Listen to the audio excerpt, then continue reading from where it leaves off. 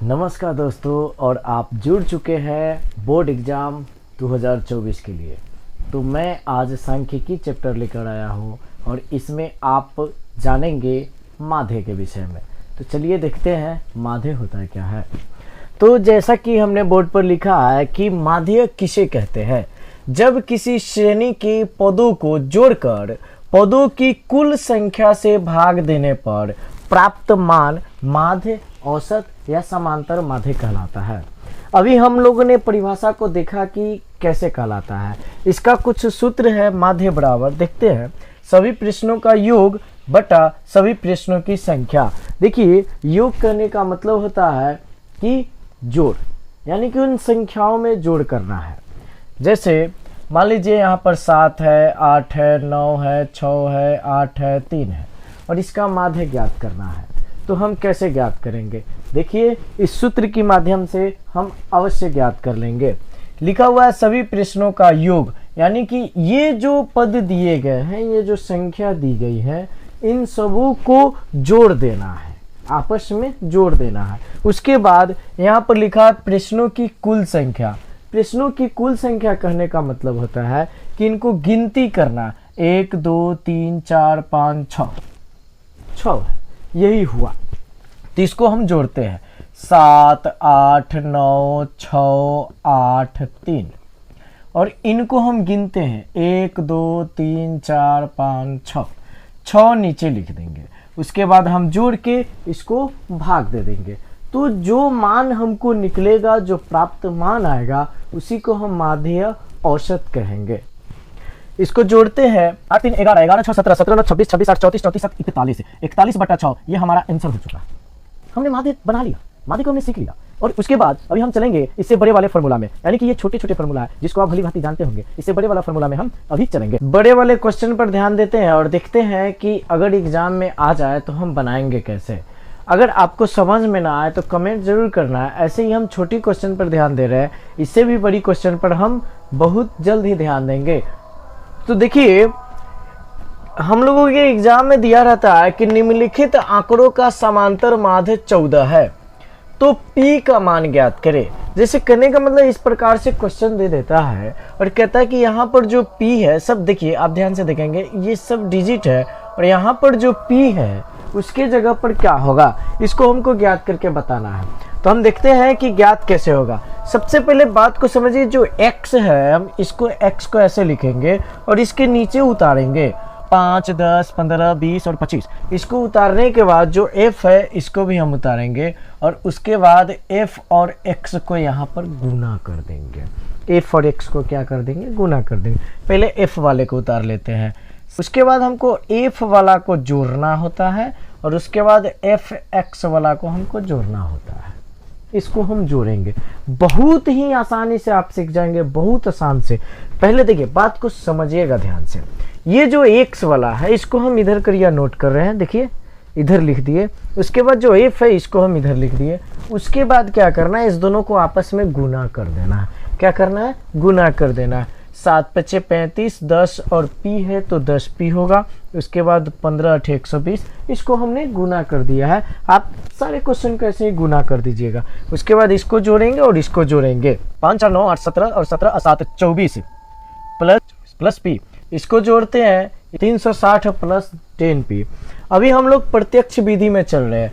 उसके बाद हम लोग कल चलेंगे विचलन विधि में, उसके बाद पग विचलन में। इसमें प्रत्यक्ष विधि में आपको जो ना समझ में आए वो कमेंट में जरूर बताइएगा। इसको समझिए, इसका फॉर्मूला होता है माध्य बराबर सिग्मा एफ आई एक्स आई बटा सिग्मा एफ आई। कहने का मतलब है जो ए वाला है उसको ऊपर रखना है। तो माध्य ऑलरेडी 14 दिया हुआ है, हम इसको 14 यहाँ पर रख देंगे। उसके बाद जो ये 360 और प्लस 10p आया, इसको यहाँ लिखेंगे। उसके बाद यहाँ पर क्या है, 24 और p है, 24 प्लस p है। उसके बाद हम इसको गुना करेंगे। आप जानते होंगे ना, क्रॉस मल्टीप्लीकेशन यानी कि तिरछा तिरछी गुना। तो तिरछा तिरछी हम गुना करेंगे, इसको इधर से और इसको इधर से। हम 360 वाले को इधर लिख लेते हैं, 24 वाले को 24 से गुना कर लेते हैं। तो 14 चौका 56 हासिल हो जाएगा 5, 14 दूना 28 और 5 हो जाएगा 33। उसके बाद हो जाएगा प्लस 14p और बराबर 360 और प्लस 10p। इसको हमने गुना किया है और आप भली भांति जानते होंगे कि बराबर के ए साइड से ओ साइड यानी कि दाहिने से बाएं साइड या बाएं से दाहिने साइड ले जाने के लिए हमको उसके चिन्ह में परिवर्तन कर देना होता है। तो जैसे इसको हम उधर भेजेंगे तो ये जो प्लस में वो माइनस में चला जाएगा। जो 10p है इसको हम इधर लाएंगे, ये बॉर्डर लाइन है। बॉर्डर लाइन को क्रॉस कराने के लिए ना वीज़ा की ज़रूरत होती है, तो यहाँ पर चिन्ह को बदल देने पर वीज़ा मिल जाता है। तो यहाँ पर 14 यानी कि 14p है तो 14p, और इसको इधर लाएंगे तो माइनस हो जाएगा, और 10 है तो 10, और p है तो p बराबर इस पहले से है रहेगा, और इसको हम उठा के इधर कर रहे हैं -336। समझ में आ रहा है ना? ये नहीं समझ में आया, देखिए यहाँ पर प्लस का चिन्ह है। ये जब बॉर्डर लाइन बराबर का जो लाइन है वो पार करेगा, एक साइड से एक साइड जाएगा, एक साइड से दूसरे साइड जाएगा, तो अपना जो चिन्ह होता है उसको बदल लेगा। मैथ का ये रूल है, आपको पता होना चाहिए। नहीं पता है तो अभी जान लीजिए ना कि बराबर की लाइनिंग अगर इधर से उधर करता है तो अपना वो चिन्ह बदल देगा। उसके बाद यहाँ घटा लेंगे, 14 में से 10 घटेगा 4p, और उसके बाद इधर घटा लेंगे, 10 में से 6 गया 4, और 5 में से 3 गया 2, और 3 से 3 तो खत्म हो जाएगा ना। उसके बाद p बराबर हम लिखेंगे 24, और ये 4 चला जाएगा नीचे, तो 4 से ही 6 मरतबे कट जाएगा। तो p का कितना मान आ गया? 6। तो जो p का मान आ गया वही हमारा आंसर है। और इस प्रकार से हम सारे क्वेश्चन को बनाते हैं। अगर आपको ये समझ में नहीं आया हो तो जरूर से जरूर बताइएगा। ऐसे कल हम इससे अगले वाले विचलन विधि, पग विचलन विधि में हम चलेंगे, एक एक क्वेश्चन सारा बताएंगे। और आप जुड़े रहे हमारे साथ, तो जो क्वेश्चन बैंक होता है उसके जितने भी क्वेश्चन होंगे सारे आपको सॉल्व करके दिखलाया जाएगा। और अब की बार की 2024 का जो भी मैट्रिक के विद्यार्थी हैं वो हमारे साथ जुड़ जाइए, क्योंकि आपको गणित में एक भी सब्जेक्टिव का नंबर कटने नहीं जा रहा है। तो थैंक यू, जय हिंद। इसको गुना करेंगे, 7 पच्चे हो जाएगा 35, और हो जाएगा 10p। उसके बाद 15 अठे 120, 20 चौका 80, और 25 पच्चे 125। उसके बाद हमको f वाला को जोड़ना होता है, और उसके बाद fx वाला को हमको जोड़ना होता है। इसको हम जोड़ेंगे, बहुत ही आसानी से आप सीख जाएंगे, बहुत आसान से। पहले देखिए, बात को समझिएगा ध्यान से। ये जो x वाला है इसको हम इधर करिए, नोट कर रहे हैं, देखिए इधर लिख दिए। उसके बाद जो f है इसको हम इधर लिख दिए। उसके बाद क्या करना है, इस दोनों को आपस में गुना कर देना है। क्या करना है? गुना कर देना है। 7 पच्चे 35, 10 और p है तो 10p होगा। उसके बाद 15 अठे 120, इसको हमने गुना कर दिया है। आप सारे क्वेश्चन को ऐसे ही गुना कर दीजिएगा। उसके बाद इसको जोड़ेंगे और इसको जोड़ेंगे, प्लस p। इसको जोड़ते हैं, इसको जोड़ने पर हमको मिलेगा एक 360 प्लस 10p। तो इसको हम फार्मूला लिख रहे हैं, फार्मूला लिख के और बताते हैं। अभी हम लोग प्रत्यक्ष विधि में चल रहे हैं, उसके बाद हम लोग कल चलेंगे विचलन विधि में, उसके बाद पग विचलन में। इसमें प्रत्यक्ष विधि में आपको जो ना समझ में आए वो कमेंट में जरूर बताइएगा। इसको समझिए, इसका फार्मूला होता है माध्य बराबर सिग्मा एफआई एक्सआई बटा सिग्मा एफआई। कहने का मतलब है जो ए वाला है उसको ऊपर रखना है, और उसके बाद जो ए वाला है उसको नीचे रखना है। यानी कि ये बारंबारता है, और ये बारंबारता और वर्ग चिन्ह को गुना करके बनता है उसको। तो माध्य ऑलरेडी 14 दिया हुआ है, हम इसको 14 यहाँ पर रख देंगे। उसके बाद जो ये 360 और प्लस 10p आया, इसको यहाँ लिखेंगे। देखिए हम अपनी भाषा में बात करें, इसलिए आपको समझ में आ जानी चाहिए। अगर नहीं आ रही है तो आप बता दीजिएगा। उसके बाद यहाँ पर क्या है, 24 और p है, 24 प्लस p है। उसके बाद हम इसको गुना करेंगे। आप जानते होंगे ना, क्रॉस मल्टीप्लिकेशन यानी कि तिरछा तिरछी गुना। तो तिरछा तिरछी हम गुना करेंगे, इसको इधर से और इसको इधर से। हम 360 वाले को इधर लिख लेते हैं, 24 वाले को 24 से ही गुना कर लेते हैं।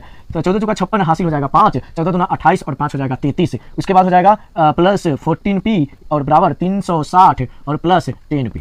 इसको हमने गुना किया है। और आप भली भांति जानते होंगे कि बराबर के ए साइड से ओ साइड यानी कि दाहिने से बाएं साइड या बाएं से दाहिने साइड ले जाने के लिए हमको उसके चिन्ह में परिवर्तन कर देना होता है। तो जैसे इसको हम उधर भेजेंगे तो ये जो प्लस में वो माइनस में चला जाएगा। जो 10p है इसको हम इधर लाएंगे, ये बॉर्डर लाइन है। बॉर्डर लाइन को क्रॉस कराने के लिए ना वीज़ा की ज़रूरत होती है, तो यहाँ पर चिन्ह को बदल देने पर वीज़ा मिल जाता है। तो यहाँ पर 14 यानी कि 14p है तो 14p, और इसको इधर लाएंगे तो माइनस हो जाएगा, और 10 है तो 10, और p है तो p बराबर इस पहले से है रहेगा, और इसको हम उठा के इधर कर रहे हैं -336। समझ में आ रहा है ना? ये नहीं समझ में आया, देखिए यहाँ पर प्लस का चिन्ह है, ये जब बॉर्डर लाइन, बॉर्डर बराबर का जो लाइन है वो पार करेगा, एक साइड से एक साइड जाएगा, एक साइड से दूसरे साइड जाएगा, तो अपना जो चिन्ह होता है उसको बदल लेगा। मैथ का ये रूल है, आपको पता होना चाहिए, नहीं पता है तो अभी जान लीजिए ना, कि बराबर की लाइनिंग अगर इधर से उधर करता है तो अपना वो चिन्ह बदल देगा। उसके बाद यहाँ घटा लेंगे, 14 में से 10 घटेगा 4p, और उसके बाद इधर घटा लेंगे, 10 में से 6 गया 4, और 5 में से 3 गया 2, और 3 से 3 तो खत्म हो जाएगा ना। उसके बाद p बराबर हम लिखेंगे 24, और ये 4 चला जाएगा नीचे, तो 4 से ही 6 मरतबे कट जाएगा, तो p का कितना मान आ गया 6। तो जो p का मान आ गया वही हमारा आंसर है, और इस प्रकार से हम सारे क्वेश्चन को बनाते हैं। अगर आपको ये समझ में नहीं आया हो तो ज़रूर से ज़रूर बताइएगा, ऐसे कल हम इससे अगले वाले विचलन विधि, पग विचलन विधि में हम चलेंगे, एक एक क्वेश्चन सारा बताएंगे, और आप जुड़े रहे हमारे साथ, तो जो क्वेश्चन बैंक होता है उसके जितने भी क्वेश्चन होंगे सारे आपको सॉल्व करके दिखलाया जाएगा। और अब की बार की 2024 का जो भी मैट्रिक के विद्यार्थी हैं वो हमारे साथ जुड़ जाइए, क्योंकि आपको गणित में एक भी सब्जेक्टिव का नंबर कटने नहीं जा रहा है। तो थैंक यू, जय हिंद।